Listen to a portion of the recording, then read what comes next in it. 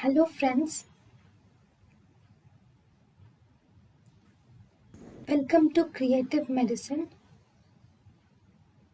In this lecture, we will learn about Which of the following statements about diazoxide is false?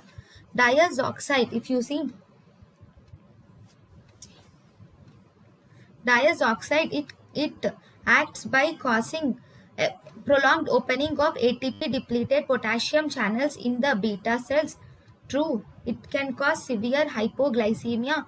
No, it causes severe hyperglycemia. It is used to treat the patients with insulinoma. Yes, because it causes hyperglycemia. It is used as an antihypertensive drug. So actually, what is diazoxide?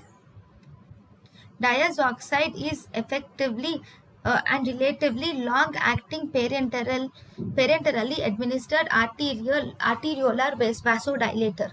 This is used for treating hypertensive emergencies. It acts by opening ATP-sensitive potassium uh, channels.